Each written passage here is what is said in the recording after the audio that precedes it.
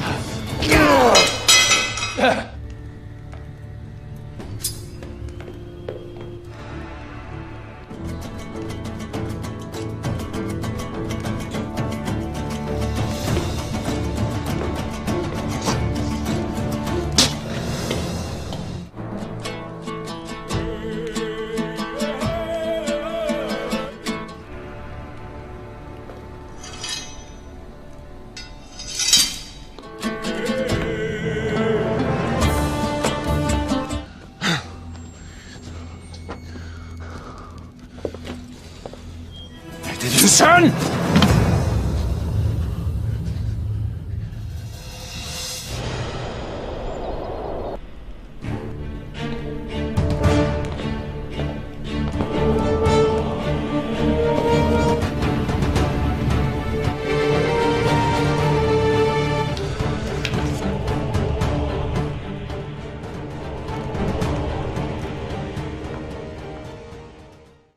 अस्सलाम वालेकुम नाज़रीन। इस किस्से के आगाज़ में एक आदमी बुरके में वेसुलियस के पास पहुंचता है और कहता है सब सलेबी मारे गए हैं कमांडर वेसुलियस, जीत आपकी हुई है। फिर वो आदमी अपना बुरका हटाता है। ये पेत्रोस था जो दरअसल वेसुलियस का आदमी था, लेकिन इसने सीमोन को धोखे में रखा हुआ था और मुसलमानों के लिए ये ताजिर हसन बना हुआ था। वेसुलियस कहता है तो हमारी बजाय अर्तुल ने उन्हें मार दिया है और अब वो हमें तुर्कों से बचाएगा। पेत्रोस कहता है आखिरकार हम उन सबको मरता हुआ देखेंगे। वेसुलियस कहता है असल जंग अब शुरू हुई है पेत्रोस, मैंने अर्तुल की तरफ खबर भिजवा दी है कि अब से हम हानली बाज़ार के साथ तिजारत नहीं करेंगे। पेत्रोस कहता है अर्तुल बाज़ार को बचाने के लिए आपकी गोद में गिर जाएगा। वेसुलियस कहता है हाँ, मैंने एक ऐसा जाल बिछाया है जिससे सब तुर्क हत्ता के सुल्तान अलाउद्दीन भी अर्तुल को कत्ल करने के लिए बेचैन हो जाएंगे। सिर्फ देखो और इंतज़ार करो। दूसरी यानी हानली बाज़ार में अली को अर्तुक साहब को बताता है कि काराजा इसार किले के गवर्नर की जानिब से खबर आई है, उन्होंने बाज़ार के साथ तमाम तिजारत रोक दी है। इतने में औराल भी वहाँ पहुँचता है और ये बात सुनकर खुश हो जाता है। अंदर अर्तुल गाजी के पास दो ताजिर खड़े थे। एक ताजिर कहता है हमें आप पर एतमाद है अर्तुल साहब, आपने कभी भी हमें मायूस नहीं किया। इतने में औराल और बातूहान अंदर दाखिल होते हैं। अर्तुल गाजी उन ताजिर को कहते हैं जबकि डाकू बाहर घूम रहे हैं। औराल की तरफ देखकर अर्तुल गाजी कहते हैं अब वक्त आ गया है कि उनके सरबराह को पकड़ा जाए। औराल कहता है अर्तुल साहब, ये वाज़ेह है कि तुम सिर्फ इस बकवास से इनको टाल रहे हो, लेकिन अर्तुक साहब काराजा इसार किले के गवर्नर की तरफ से तुम्हारे लिए एक खबर लाए हैं, पहले ये खबर सुन लो, फिर देखते हैं क्या तुम इनको टालना जारी रख सकते हो। फिर हकीम अर्तुक अर्तुल गाजी को बताते हैं कि काराजा इसार किले के गवर्नर ने आज से बाज़ार के साथ तमाम तिजारत रोक दी है। ये सुनकर एक ताजिर अर्तुल गाजी के सामने आकर कहता है अब आप क्या करोगे अर्तुल साहब, पहले तो सिर्फ चंद डाकू थे, अब काराजा इसार किले का गवर्नर है। जब तक ये बाज़ार आपके कंट्रोल में है वो हमारी ज़िंदगी मुश्किल बना देंगे। ये कहकर वो ताजिर बाहर निकल जाते हैं।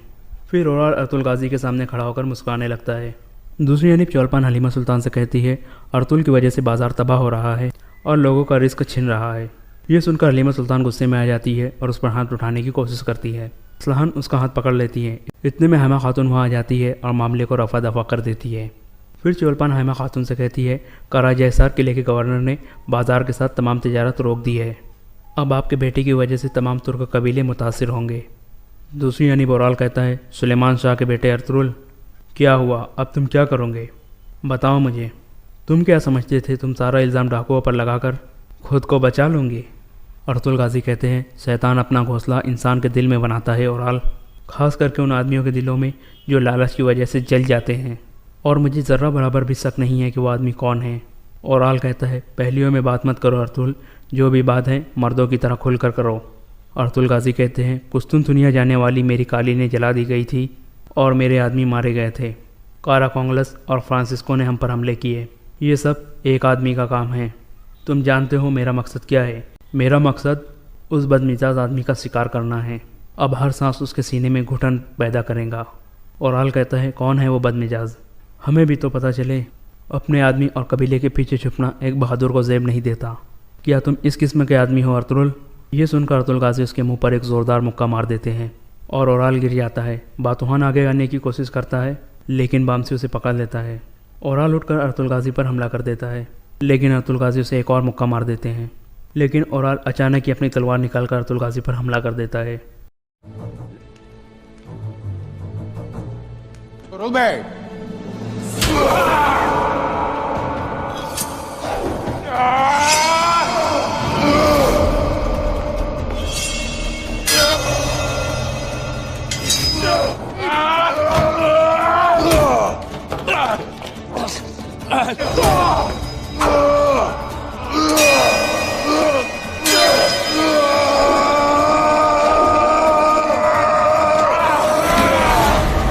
इस तरह अर्तुगरुल गाजी उसे काबू करके तलवार उसकी गर्दन पर रख देते हैं। फिर आलियार साहब आगे आकर कहते हैं अर्तुगरुल साहब अब रुक जाएं। आप जानते हो कि कितने बहादुर सिपाही मारे जाएंगे अगर आपने ऐसा किया तो। अर्तुगरुल गाजी कहते हैं चाहे वो किसी भी कबीले में पनाह ले ले वो मुझसे बच नहीं पाएगा। मैं तब तक आराम से नहीं बैठूंगा जब तक उनके खैमे न जला दूं जिन्होंने मेरी बीवी और बच्चे को नुकसान पहुंचाने की जुर्रत की थी और जिन्होंने अपनी नज़र बाजार पर रखी हुई है। फिर अर्तुगरुल गाजी अपनी तलवार उसकी गर्दन से हटा लेते हैं। ओराल खड़ा होकर अर्तुगरुल गाजी से कहता है अपने वसवसों के साथ तुम भी जल जाओगे अर्तुगरुल, तुम्हारे इल्ज़ामात तुम्हारा खात्मा होंगे। फिर आलियार साहब कहते हैं भाई बहुत हो गया। फिर ओराल अपनी तलवार म्यान में डालता है और अपनी टोपी उठाकर अर्तुगरुल गाजी की तरफ देखता है। अर्तुगरुल गाजी उसकी हालत देखकर हल्का सा मुस्कुराते हैं। फिर ओराल बाहर निकल जाता है। इसके बाद ओराल अपनी दुकान में चला जाता है और शदीद गुस्से में आ जाता है। इतने में आलियार साहब वहाँ पहुँचते हैं और कहते हैं भाई कब तक आप अपनी लालच में पड़े रहोगे? क्या ये सच है कि बाहर जिस डाकू की लाश पड़ी है उसके पीछे आपका हाथ था? ये सुनकर ओराल और ज़्यादा गुस्से में आ जाता है। फिर आलियार साहब कहते हैं भाई अगर ये सच हुआ तो मैं आपके खिलाफ़ हो जाऊंगा। ओराल अपना खंजर निकाल कर आलियार साहब की गर्दन पर रख देता है लेकिन मारते मारते रुक जाता है। इसके बाद आलियार साहब बाहर निकल जाते हैं। उनके जाने के बाद चौलपन रोती हुई कहती है आपका क्या हाल हो गया है, कैसे हुआ ये? ओराल कहता है वो अर्तुगरुल मेरे बारे में सब कुछ जान चुका है। तुम तैयारी कर लो, हम जल्द जाकर काराजा हिसार किले के गवर्नर से मुलाकात करेंगे। दूसरी यानी हकीम अर्तुग कहते हैं ओराल इस लड़ाई को आपके खिलाफ इस्तेमाल करेगा और अमन को ख़राब करने की कोशिश करेगा। अर्तुगरुल गाजी कहते हैं मुझे उस वक्त बहुत गुस्सा आ गया था लेकिन मैंने अपने आप पर काबू कर लिया। सुल्तान ने मुझे इस इलाके में अमन कायम करने की जिम्मेदारी दी है, इसलिए मैं नहीं चाहता कि दोनों कबीले एक दूसरे के साथ लड़ पड़े और बाज़ंतीन वाले इस मौके का फ़ायदा उठाकर हमला कर दें। हकीम अर्तुग कहते हैं भाई जो कुछ होना था वो हो गया, अभी हमें नए मसले पर बात करनी होगी और वो है काराजा हिसार किले का गवर्नर। दूसरी यानी चौलपन कहती है काराजा हिसार किले का गवर्नर मेरे बाप का कातिल है, मैं उससे बदला लेने के लिए बेचैन हूँ। ओराल कहता है वक्त आने पर मैं तुम्हारे बाबा का इंतकाम लूँगा लेकिन अभी हमें काराजा हिसार जाकर अपना मतलब निकालना चाहिए। दूसरी यानी अर्तुगरुल गाजी कहते हैं हानली बाज़ार में हमारे कंट्रोल के बाद काराजा हिसार की तिजारत काफ़ी मुतासिर हुई है क्योंकि उनके खाने पीने का सारा सामान यहाँ से जाता था। तिजारत बंद करने का ऐलान करके वो चाहते हैं कि मैं उनके पास जाऊँ। हकीम अर्तुग कहते हैं एक तरफ कोपेक और ओराल है और दूसरी तरफ काराजा हिसार किले का गवर्नर। बज़ाहिर लगता है कि इस वक्त हर कोई हमारे खिलाफ़ हो गया है और अगर ये सब आपस में मिल गए तो हमारी मुश्किलात में मज़ीद इजाफा हो जाएगा। अर्तुगरुल गाजी कहते हैं हम ऐसे ही आराम से नहीं बैठेंगे, हम काराजा हिसार किले के गवर्नर के पास जाएंगे और पता लगाएंगे कि उसे क्या मसला है। ये बाज़ार आपके हवाले है अर्तुग भाई। दुंदार और बमसी ये तुम्हारी जिम्मेदारी है कि तिजारत वाले रास्ते पर गश्त करो और डाकुओं का खात्मा करो। फिर अर्तुगरुल गाजी तुर्गुत और दौन से कहते हैं कल तुम दोनों मेरे साथ काराजा हिसार जाओगे। दूसरी यानी गवर्नर के किले में वेसुलियस कहता है अर्तुगरुल को यह खबर मिल गई होगी कि हमने हानली बाज़ार के साथ तिजारत बंद कर दी है, वो जल्द यहाँ अपने बाज़ार के लिए हमसे भीख मांगने आएगा। गवर्नर कहता है मुझे तुम्हारी ज़हीन सोच पर फ़ख्र है वेसुलियस। दूसरी यानी चौधार कबीले में सरदार जानदार कहता है अर्तुगरुल ने अपनी हद अबूर कर ली है, उसने मेरे बेटे पर हाथ उठाकर बहुत बड़ी गलती की है, उसे इस हरकत की कीमत चुकानी पड़ेगी। आलियार साहब कहते हैं भाई आप बाबा को ये क्यों नहीं बताते किस वजह से आप अर्तुगरुल से पिटे हो? सरदार जानदार कहता है वजह कोई भी हो वो हाथ कैसे उठा सकता है। लेकिन आलियार साहब अर्तुगरुल गाजी के हक़ में बातें करते हैं। ये सुनकर असलान वहाँ आ जाती है और गुस्से से आलियार साहब से कहती है आप अभी भी उसकी तरफदारी कर रहे हो भाई, आपको शर्म आनी चाहिए। ये सुनकर आलियार साहब बहुत दुखी हो जाते हैं और कहते हैं असलान बाजी आप भी। ये कहकर वो बाहर निकल जाते हैं। उनके जाने के बाद ओरहाल कहता है, मैं और चौलपान जल्द कराजा हिसार के गवर्नर के पास जाएंगे बाबा, और उससे कहेंगे कि वो हमारे साथ बराह रास्त तिजारत करे। इस बात पर सरदार जानदार रजामंद हो जाता है। दूसरी यानी काई कबीले में सामसा का इलाज चल रहा था, क्योंकि वो डाकुओं के साथ लड़ाई के दौरान जख्मी हो गया था। सब उसकी हौसला अफजाई कर रहे थे। इसके बाद तुर्गुत उस्ताद हजतुरियान से कहता है कि अब आर्जी तौर पर हम सोने की कान पर काम रोक देंगे, क्योंकि उसके लिए हम अपने सिपाहियों की जानें ज़ाया नहीं कर सकते। दूसरी यानी बोराल और चौलपान कराजा हिसार किले के गवर्नर के पास पहुंच जाते हैं। गवर्नर कहता है, खुश आमदीद मेरी कज़न एकतरीना। चौलपान कहती है, मेरा नाम अब चौलपान है अमीर हज़रत। ओरहाल कहता है, हम मानली बाज़ार के हवाले से आपसे बात करने आए हैं। गवर्नर कहता है, अभी आप आराम कर ले, हम शाम के खाने पर तफसील से बात करेंगे। दूसरी यानी चौधर कबीले में असलान कहती है, बाबा हलीमा ने मुझे बहुत परेशान कर दिया है, मुझे कुछ समझ में नहीं आ रहा है कि क्या करूं। सरदार जानदार कहता है, बेटी तुम बिल्कुल भी परेशान मत हो, वो सब लोग जल्द अपने अंजाम को पहुंच जाएंगे। मैं उन सब का नामो निशान मिटा डालूंगा। वो खुद यहाँ आकर तुमसे माफ़ी मांगेंगे, वरना उन्हें अपने लिए कोई और जगह तलाश करनी होगी। और यहाँ पर ये एपिसोड ख़त्म हो जाता है। नाज़रीन, आपसे रिक्वेस्ट है, अगर अभी तक आपने हमारे चैनल शिफा टीवी को सब्सक्राइब नहीं किया है तो हमारे चैनल शिफा टीवी को सब्सक्राइब कर ले, और साथ ही बेल आइकॉन भी दबा देता है कि हमारी वीडियो टाइम पर आपको पहुँचती रहे।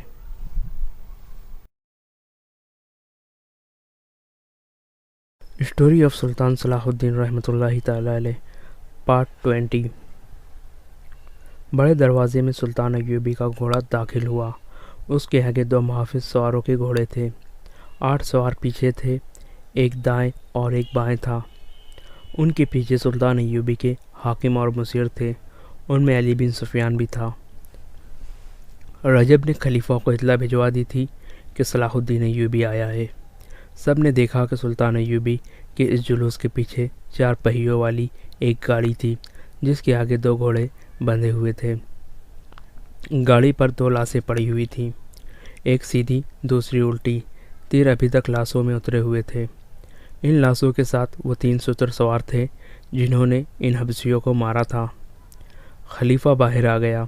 सुल्तान अय्यूबी और उसके तमाम सवार घोड़ों से उतरे। सुल्तान अय्यूबी ने उसी एहतराम से खलीफा को सलाम किया जिस एहतराम का वो हकदार था। झुककर उससे मुसाफा किया और उसका हाथ चूमा। मुझे आपका पैगाम मिल गया था कि मैं आपके हरम की लड़की को वापस कर दूं, सुल्तान अय्यूबी ने कहा। मैं आपके 2 मुहाफिजों की लाशें लाया हूँ।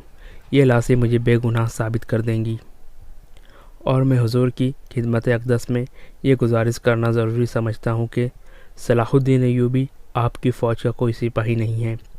जिस खिलाफत की आप नुमाइंदगी कर रहे हैं वो इसका भेजा हुआ है। खलीफा ने सलाहुद्दीन अय्यूबी के तेवर भांप लिए। उस वक्त में खलीफा का ज़मीर गुनाहों के बोझ से करा रहा था। वो सुल्तान अय्यूबी की बारआब और पुरजलाल शख्सियत का सामना करने के काबिल नहीं था। उसने सुल्तान अय्यूबी के कंधे पर हाथ रखकर कहा, मैं तुम्हें अपने बेटों से ज़्यादा अजीज़ समझता हूँ। सुल्तान अय्यूबी, सलाहुद्दीन अंदर आओ। मेरी हैसियत अभी मुल्ज़िम की है, सुल्तान अय्यूबी ने कहा।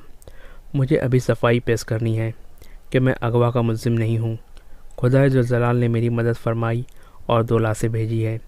ये लाशें बोलेंगी नहीं।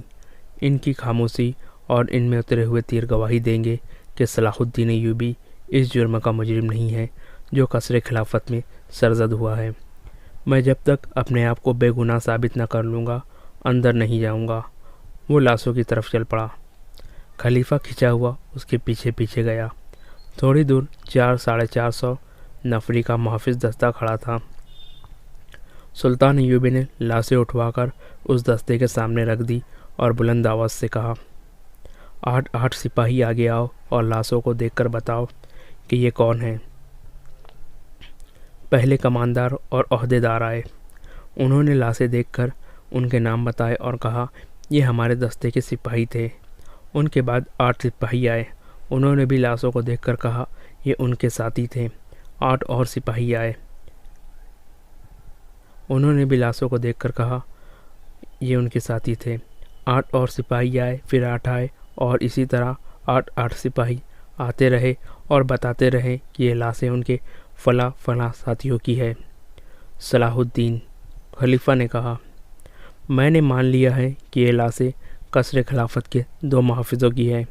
मैं इससे आगे सुनना चाहता हूँ कि इन्हें किसने हलाक किया है। सलाहुद्दीन ने उस गश्ती संतरी से जिसने उन्हें हलाक किया था कहा अपना बयान दोहराए।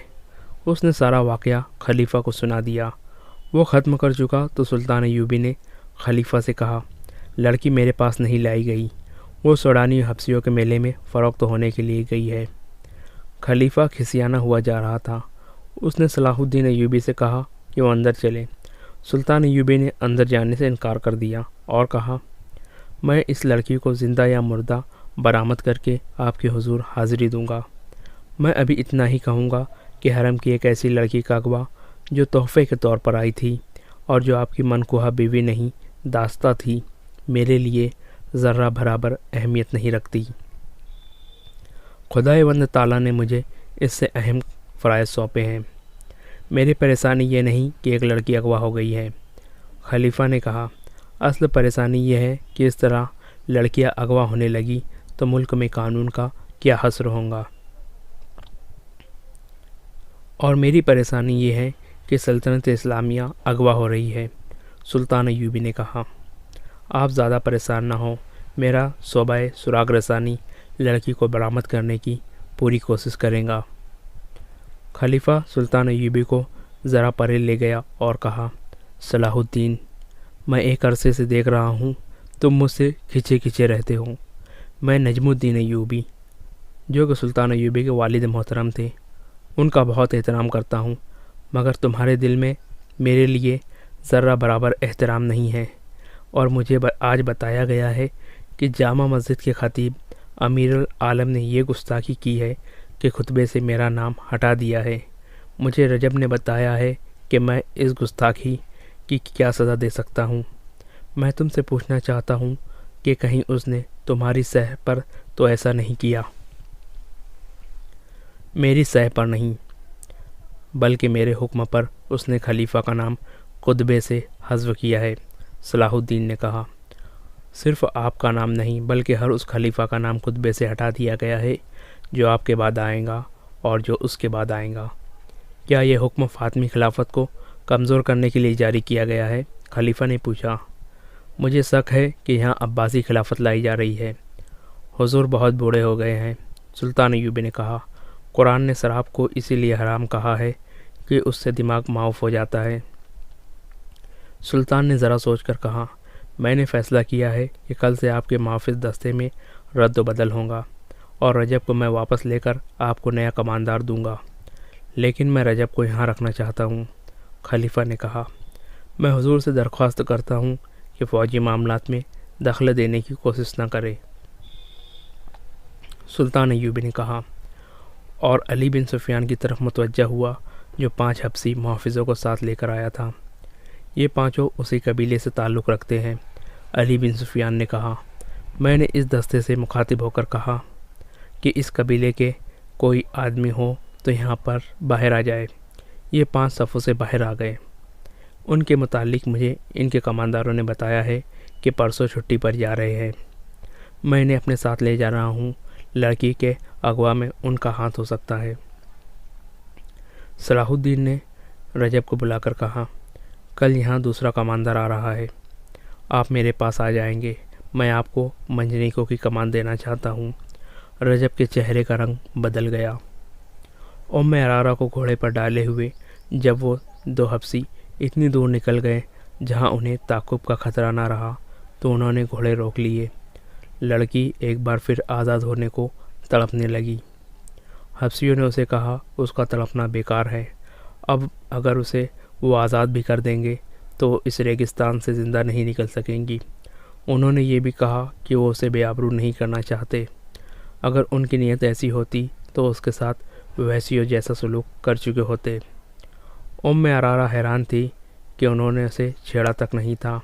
उन्हें तो जैसे एहसास ही नहीं था कि इतनी दिलकश लड़की उनके रहम करम पर है। उनमें से एक ने, जो मारा जा चुका था, मरने से पहले उसके सामने घुटनों के बल बैठकर इल्तिजा की थी कि वो तड़प तड़प कर अपने आप को अजियत में न डाले। उम्मे अरारा ने उनसे पूछा कि उसे कहाँ ले जाया जा रहा है, तो उसे जवाब दिया गया, वो उसे आसमान के देवता की मलका बनाने के लिए लेकर जा रहे हैं।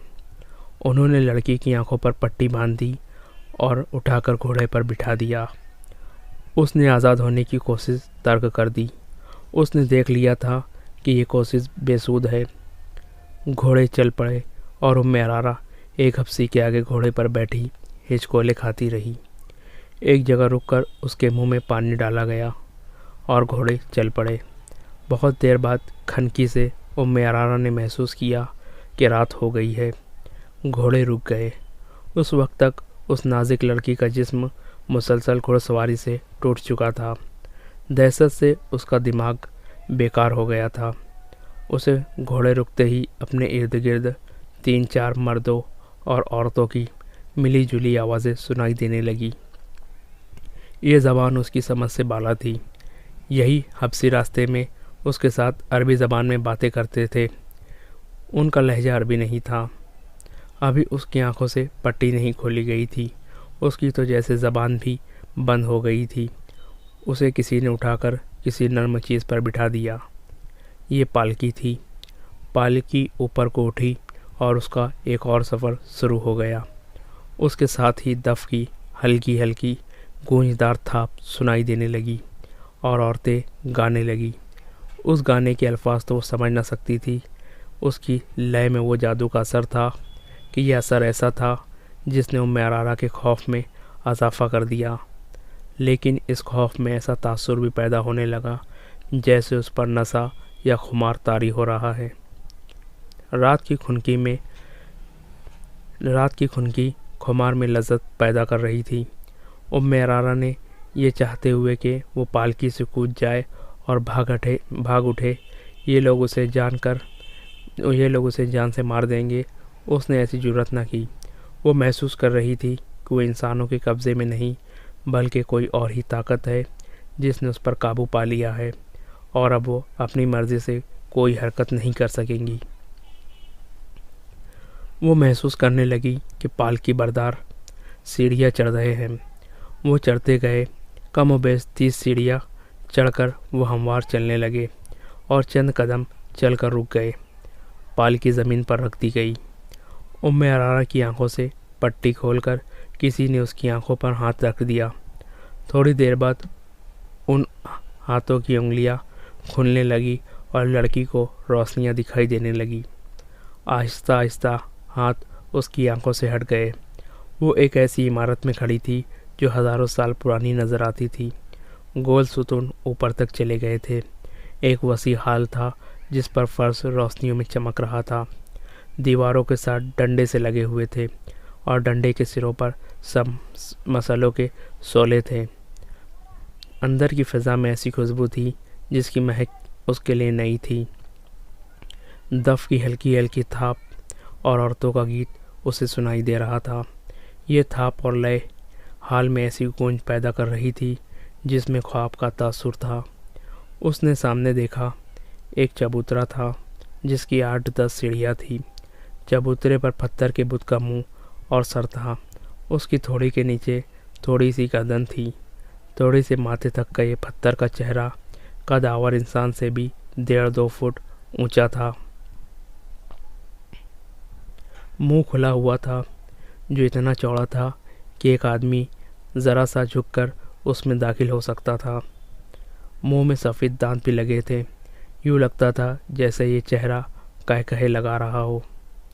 उसके दोनों कानों से डंडे निकले हुए थे जिनके बाहर वाले सिरों पर मसले जल रही थी। अचानक उसकी आंखें जो कमोबेश गज भर चौड़ी थी चमकने लगी। उनसे रोशनी फूटने लगी। औरतों की गीत की लय बदल गई। दफ की थाप में जोश पैदा हो गया। पत्थर के मुंह के अंदर रोशनी हो गई। लंबे लंबे सफ़ेद चुगे पहने हुए 2 आदमी झुककर मुंह से बाहर आए। मुंह के आगे 3 सीढ़ियाँ थी। उन आदमियों के रंग सियाह और सरों पर परिंदों के लंबे लंबे और रंगारंग पर बंधे हुए थे। मुंह से बाहर आकर एक दाएं तरफ और एक बाएं तरफ खड़ा हो गया। थोड़ी देर बाद पत्थर के मुंह में से एक और आदमी नमूदार हुआ। वो भी झुककर बाहर आया। वो ज़रा बूढ़ा लगता था। उसका चुग्गा सुर्ख रंग का था। उसके सर पर ताज था। एक सांप जो मस्तूई था उसके दाएं कंधे पर कुंडली मारे और फन फैलाए बैठा हुआ था, और एक बाएं कंधे पर। दोनों सांपों के रंग सियाह थे। उम्मे अरारा पर ऐसा रौब तारी हुआ कि वो हुस्न उम्मे अरारा पर ऐसा रौब तारी हुआ कि वो सुन होकर खड़ी रही। ये आदमी, जो इस कबीले का मजहबी पेशवा या पुरोहित था, चबूतरे की सीढ़ियाँ उतर आया। वो आहिस्ता आहिस्ता उम्मे अरारा तक आया और दोनों घुटने फर्श पर रखकर उसने लड़की के दोनों हाथ अपने हाथों में लेकर चूम लिए। उसने लड़की से अरबी ज़बान में कहा, तुम हो वो खुशनसीब लड़की जिसे मेरे देवता ने पसंद किया है। हम तुम्हें मुबारकबाद पेश करते हैं। उम्मे अरारा बेदार हो गई। उसने रोते हुए कहा, मैं किसी देवता को नहीं मानती। अगर तुम देवताओं को मानते हो तो मैं तुम्हें उन्हीं का वास्ता देकर कहती हूँ कि मुझे छोड़ दो। मुझे यहाँ क्यों लाए हो? यहाँ जो भी आती है यही कहती है, पुरोहित ने कहा। लेकिन उस पर इस मुक़द्दस जगह का राज खुलता है तो कहती है, मैं यहाँ से जाना नहीं चाहती। मैं जानता हूँ तुम मुसलमानों के खलीफा की महबूबा हो, मगर जिसने तुम्हें पसंद किया है उसके आगे दुनिया के खलीफे और आसमान के फरिश्ते सजदे करते हैं। तुम जन्नत में आ गई हो। उसने चुग्गे के अंदर से एक फूल निकाला और उम्मे अरारा की नाक के साथ लगा दिया। उम्मे अरारा हरम की शहज़ादी थी। उसने ऐसे ऐसे इतर सूंघे थे जो उस जैसी शहज़ादियों के सिवा और कोई ख्वाब में भी नहीं सूंघ सकता था, मगर उस फूल की बू उसके लिए अनोखी थी। ये बू उसकी रूह तक उतर गई। उसकी सोचों का रंग ही बदल गया। उसकी नज़रों के ज़ाविये बदल गए।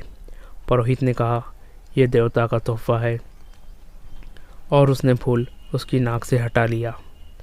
उम्मे अरारा ने हाथ आहिस्ता आहिस्ता आगे किया और पुरोहित का फूल वाला हाथ पकड़कर अपनी नाक के करीब ले आई।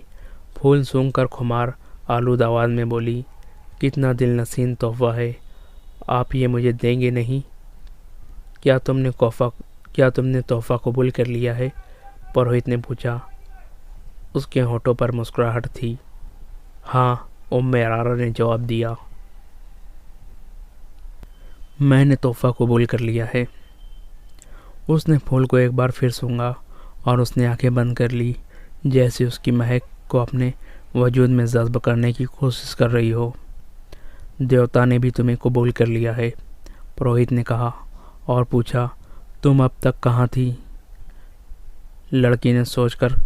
लड़की सोच में पड़ गई, जैसे कुछ याद करने की कोशिश कर रही हो। सर हिलाकर बोली, मैं यहीं थी। नहीं, मैं एक और जगह थी। मुझे याद नहीं कि मैं कहाँ थी। तुम्हें यहाँ कौन लाया है? कोई भी नहीं, उम्मे अरारा ने जवाब दिया। मैं खुद आई हूँ। तुम घोड़े पर नहीं आई थी? नहीं, लड़की ने जवाब दिया। मैं उड़ती हुई आई हूँ। क्या रास्ते में सहरा, पहाड़ और जंगल और वीराने नहीं थे? नहीं तो, लड़की ने बच्चे की शौखी से जवाब दिया। हर तरफ सब्ज़ाजार और फूल थे। तुम्हारी आंखों पर किसी ने पट्टी नहीं बांधी थी? पट्टी नहीं तो, लड़की ने जवाब दिया। मेरी आंखें खुली हुई थी और मैंने रंग बिरंगे परिंदे देखे थे, प्यारे प्यारे परिंदे। पुरोहित ने अपनी ज़बान में बुलंद आवाज़ से कुछ कहा। उम्मे अरारा के अक़ब से 4 लड़कियां आई। उन्होंने उसके कपड़े उतार दिए। वो पूरी तरह नंगी हो गई। उसने मुस्कुराकर पूछा, देवता मुझे इस हालत में पसंद करेंगे? पुरोहित ने कहा, नहीं, तुम्हें देवता के पसंद के कपड़े पहनाए जाएंगे। लड़कियों ने उसके कंधों पर चादर सी डाल दी, जो इतनी चौड़ी थी कि कंधों से पांव तक उसका जिस्म मस्तूर हो गया। उस चादर के किनारों पर रंगदार रस्सियों के टुकड़े थे। चादर आगे कर उन टुकड़ों को गांठें दे दी गई और चादर नहायत मौजूद चुग्गा बन गई। उम्मे अरारा के बाल रेशम के जैसे मुलायम और स्याही माहिल भूरे थे।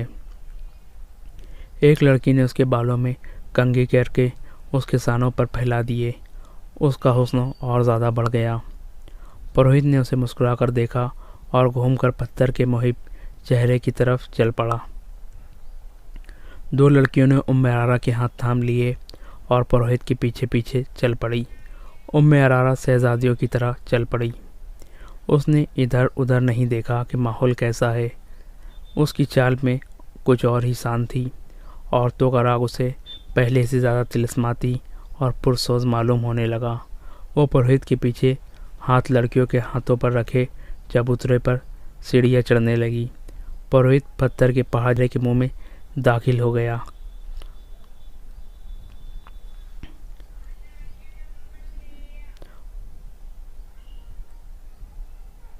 पुरोहित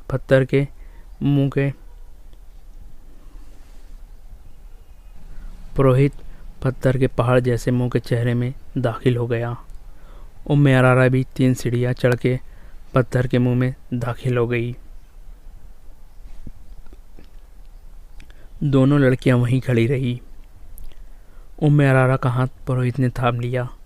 मुंह की छत इतनी ऊंची थी कि वो सीधे चढ़ रहे थे। हलक में पहुंचे तो आगे सीढ़ियाँ थी। वो सीढ़ियाँ उतर गए।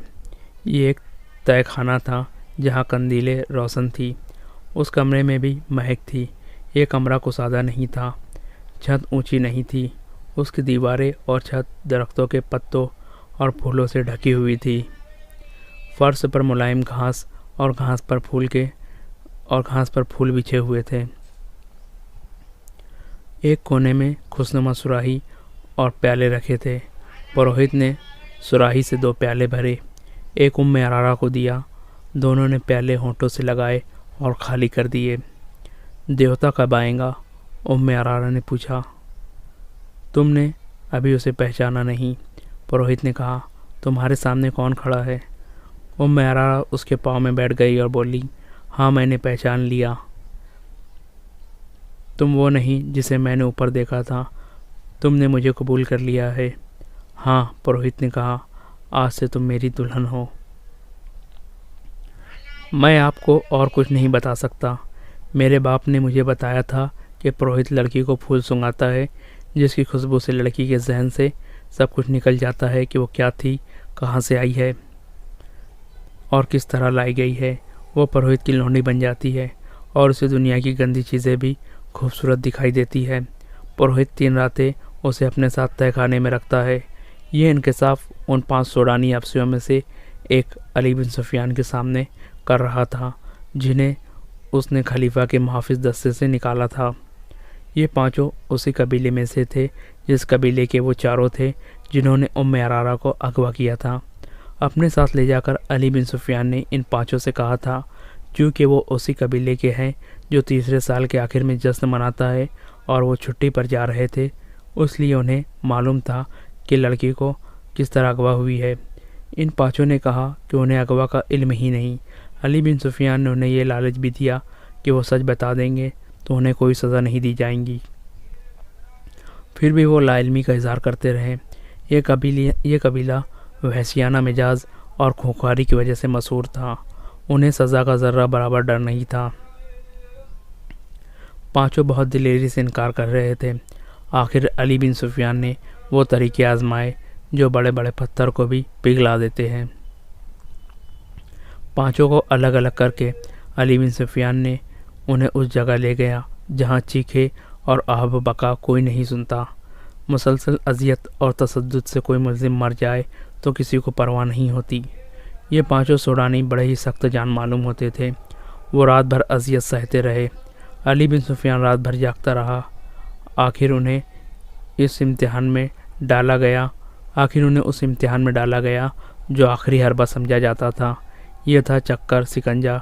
रहट की तरह चौड़े और बहुत बड़े पहिए पर मुल्ज़िम को उल्टा लटकाकर हाथ रस्सियों से चक्कर के साथ बांध दिए जाते थे और पाँव के टखनों से रस्सियाँ डालकर फर्श में गाड़े हुए कीलों से कस दिए जाते थे। पहियों को ज़रा सा आगे चलाया जाता तो मुल्ज़िम के बाजू कंधों से और टांगें कोहलों से अलग होने लगती थी।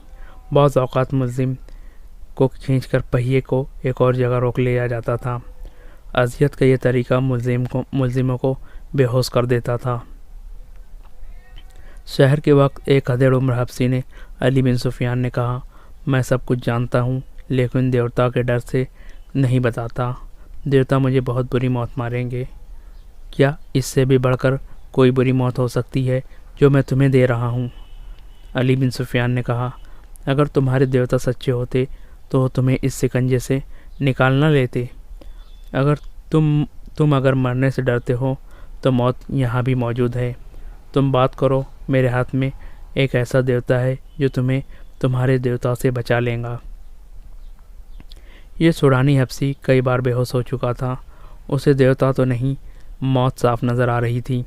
अली बिन सुफियान ने उसकी ज़बान खोली और उसे शिकंजे से खोलकर खाना खिलाया और आराम से लिटा दिया। उसने एतराफ़ किया कि उम्मे आरा को उनके कबीले के 4 आदमियों ने अगवा किया था। वो चारों छुट्टी पर चले गए थे। उन्होंने अगवा की रात और वक्त बताया था। ये 5 हबशी जो अली बिन सुफियान के कब्ज़े में आए थे उस रात पहरे पर थे। अगवा करने वालों में से 2 को अंदर आना था। उन्हें बड़े दरवाजे से दाखिल करने का इंतज़ाम उन्होंने किया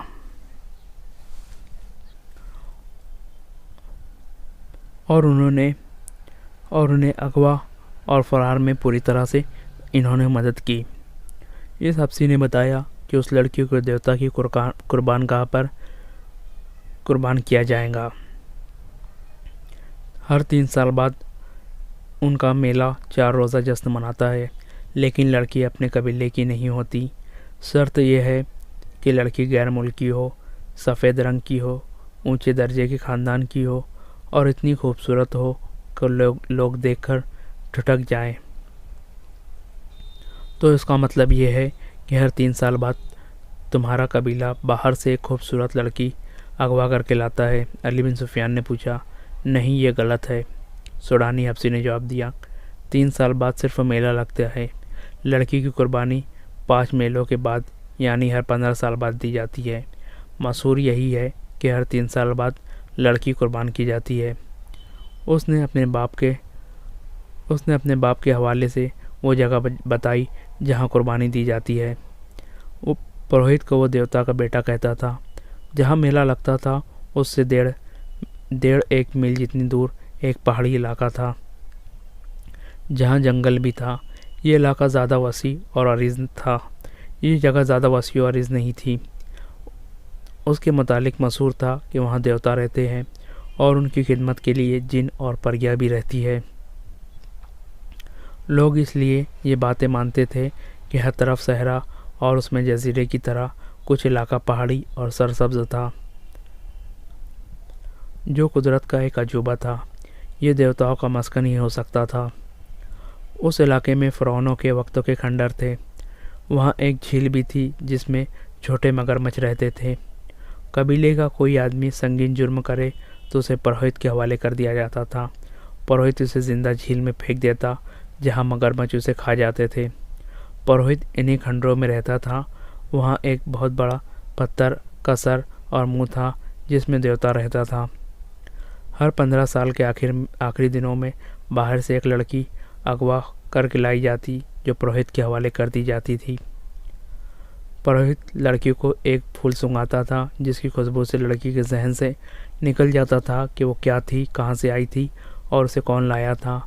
उस फूल में कोई नशा आवर बू डाली जाती थी जिसके असर से वो पुरोहित को देवता और अपना खावन समझ लेती थी। उसे वहाँ की गंदी चीज़ें भी खूबसूरत दिखाई देती थी। लड़की की कुर्बानी उन्हीं खंडरों में दी जाती थी। लड़की को पुरोहित तहखाने में अपने साथ रखता था। इस जगह 4 मर्द और 4 खूबसूरत लड़कियां रहती थी। उनके सिवा और किसी को पहाड़ों के अंदर जाने की इजाज़त नहीं थी। लड़की को जब कुर्बानगाह पर ले जाया जाता तो उसे ऐसी नहीं होता था कि उसकी गर्दन काट दी जाएंगी।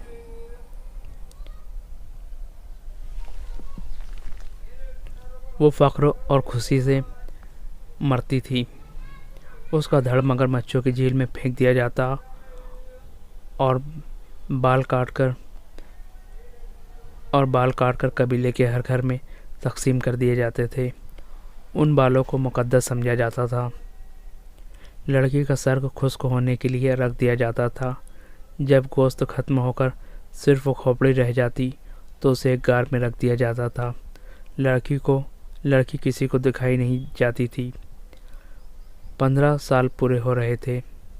अब के लड़की की कुर्बानी दी जाएंगी। उस हफ्सी ने कहा, हम 9 आदमी मिस्र की फ़ौज में भर्ती हुए थे। हमें चूँकि निडर और वहशी समझा जाता था, इसलिए हमें खलीफा के मुहाफ़िज़ दस्ते के लिए मुंतखब कर लिया गया। 2 महीने गुजरे, हमने इस लड़की को देखा। ऐसी खूबसूरत लड़की हमने कभी नहीं देखी थी। हम सब ने फैसला कर लिया कि इस लड़की को उठा ले जाएंगे और कुर्बानी के लिए पेश करेंगे। हमारे एक साथी ने, जो कल मारा गया है, अपने गांव जाकर कबीले के बुज़ुर्गों को बता दिया था कि इस बार कुर्बानी के लिए हम लड़की लाएंगे। हमने लड़की को अगवा कर लिया। ये किस्सा सलाहुद्दीन अय्यूबी को सुनाया गया तो वो गहरी सोच में खो गया। अली बिन सुफियान उसके हुक्म का मुंतज़िर था। सुल्तान अय्यूबी ने नक्शा देखा और कहा, अगर जगह ये है तो ये हमारी अमलदारी से बाहर है।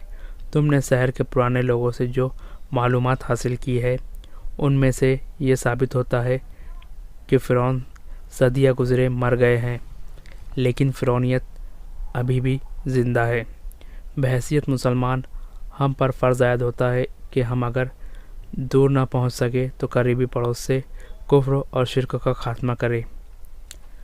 आज तक मालूम नहीं कितने वालिदैन की मासूम बेटियां कुर्बान की जा चुकी है और उस मेले में कितनी बेटियां अगवा होकर फ़रोख्त हो गई है। हमें देवताओं का तसव्वुर ख़त्म करना है। लोगों को देवताओं का तसव्वुर देकर नाम नेहाद मजहबी पेशवा लड़कियां अगवा करवा के बदकारी और अय्याशी करते हैं। मेरे मुखबिरों की इत्तलाओं ने ये बेहुदा इंकशाफ किया है कि हमारी फ़ौज के कई कमांडर और मिस्र के पैसे वाले लोग उस मेले में जाते हैं और लड़कियां खरीदते या चंद दिनों के लिए किराए पर लेते हैं। अली बिन सुफियान ने कहा, किरदार की तबाही के अलावा ये खतरा भी है कि सूडानियों की बरतरफ फ़ौज के अस्करी उस मेले में ज़्यादा तादाद में जाते हैं। हमारी फ़ौज और हमारे दूसरे लोगों का सूडानी साबका फ़ौजियों के साथ मिलना जुलना और जश्न मनाना ठीक नहीं। ये मुश्तरका तफरी मुल्क के लिए ख़तरनाक साबित हो सकती है। अली बिन सुफियान ने ज़रा झिझक कर कहा, और लड़कियों को कुर्बान होने से पहले बचाना और खलीफा के हवाले करना इसलिए भी ज़रूरी है कि उसे मालूम हो जाए कि उसने आप पर अगवा का जो इल्ज़ाम आयद किया था वो कितना बेबुनियाद और लघु है।